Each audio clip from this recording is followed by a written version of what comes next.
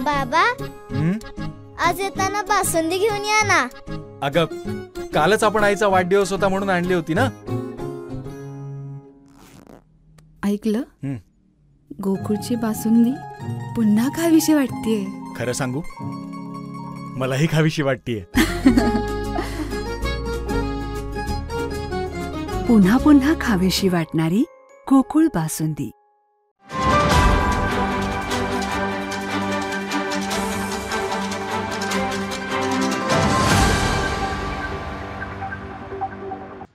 मतदान केंद्रावर येऊन मतदान करणाऱ्या ज्येष्ठ नागरिकांचा प्रमाणपत्र देऊन सन्मान.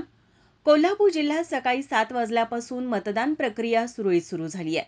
एकूण 10 विधानसभा मतदारसंघात 3452 मतदान केंद्रावर मतदान प्रक्रियेला सुरळीत सुरुवात झाली. सर्वच ठिकाणी मतदानाचा उत्साह मतदारांमध्ये दिसून येत असून सकाळी सर्वात आधी पहिल्या तासामध्ये अगदी 85 वयापेक्षा जास्त वय असणाऱ्या मतदारांची गर्दी पाहायला मिळाली. निवडणूक विभागाकडून त्या ज्येष्ठ नागरिकांना मतदान केल्यानंतर प्रमाणपत्र देऊन सन्मानित करण्यात आले. जिल्ह्यात 80,000हून अधिक ज्येष्ठ नागरिक मतदार यादीत आहेत. त्यापैकी 4,430 मतदारांनी गृहमतदानाद्वारे मतदानाचा हक्क बजावलाय.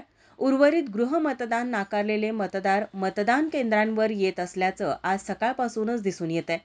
या ज्येष्ठ नागरिकांनी इतर वयोगटातील मतदारांना जणू काही एक आदर्शच घालून दिलाय. कोल्हापूर जिल्ह्यातील सर्व मतदारांना मतदान करण्याचं आणि जिल्ह्याच्या ऐतिहासिक घटनेचे साक्षीदार होण्याचं आवाहन प्रशासनाकडून करण्यात आलंय. माझा महाराष्ट्र न्यूजसाठी कॅमेरामन नाज अत्तारसह अमृता पवार, कोल्हापूर.